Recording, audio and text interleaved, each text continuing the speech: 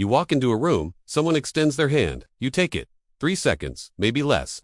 But in that moment, before a single word is spoken, a transaction has already occurred.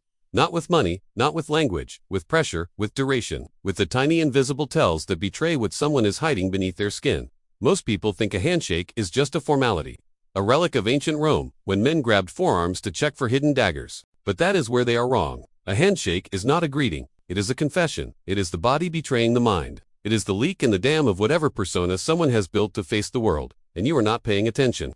You shake hands every day. Job interviews, first dates, meeting the parents, closing deals. And every single time, you are being told something.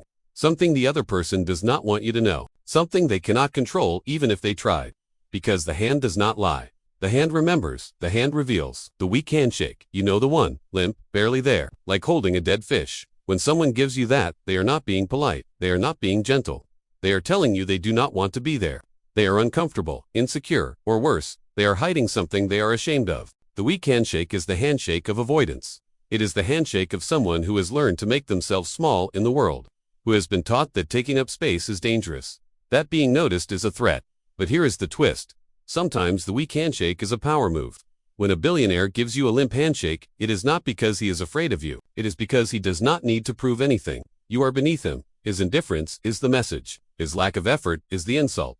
You are not worth the squeeze. Then there is the crusher. The guy who grabs your hand like he is trying to win a contest.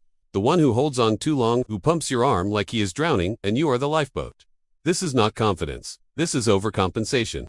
The crusher is terrified you will see through him. So he tries to dominate you physically because he cannot do it any other way. He squeezes until your knuckles ache because somewhere deep down, he believes that if he does not crush you first, you will crush him. The crusher is always hiding insecurity. Always. He might be successful. He might be loud. He might drive a nice car and wear expensive watches. But when he grabs your hand too hard, what he is really saying is this: I am terrified you will find out I am a fraud. Watch politicians. Watch CEOs. Watch anyone in power.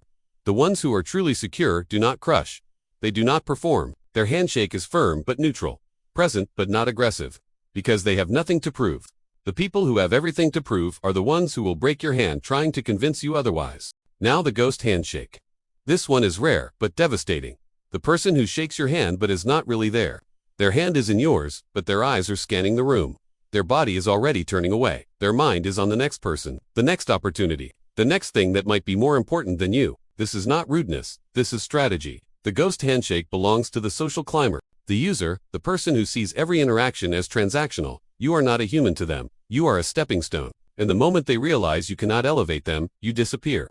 The ghost handshake is the handshake of someone who has learned to see people as tools, as means to an end. It is the handshake of ambition without empathy, of hunger without honor. And if someone gives you a ghost handshake, understand this: they will forget your name before you finish introducing yourself.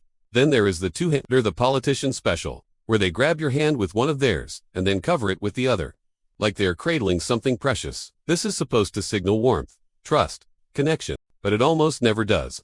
Because the two-hander is a performance. It is learned behavior.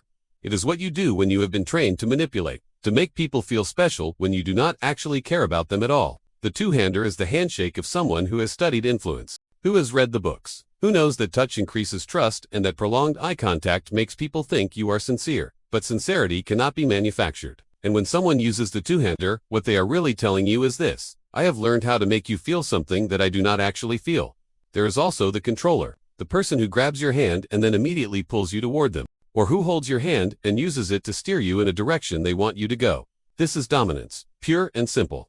The controller does not see you as an equal. They see you as something to be managed, directed, moved, and the handshake is the first test.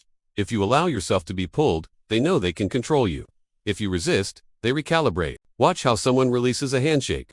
That moment when the hands separate. Some people let go naturally, smooth, easy, but others hold on just a fraction of a second too long. Not in a warm way, in a way that makes you uncomfortable. That fraction of a second is intentional. It is a boundary test. They are seeing if you will tolerate discomfort to avoid being rude. And if you do, they know they can push further. The cold hand, the sweaty palm, these are not secrets. These are symptoms. The person with ice-cold hands in a warm room is running on adrenaline.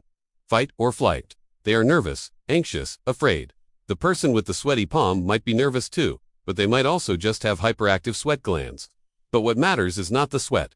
It is how they handle it. Do they acknowledge it? Do they acknowledge it is not happening? The person who pretends is the person who cannot handle imperfection, who cannot tolerate being seen as less than perfect. And that is a secret worth knowing. Every handshake is a negotiation, a test, a revelation. And most people are not paying attention. They shake hands on autopilot. They smile. They make small talk. And they miss the one moment where someone showed them exactly who they are. Because the body does not lie.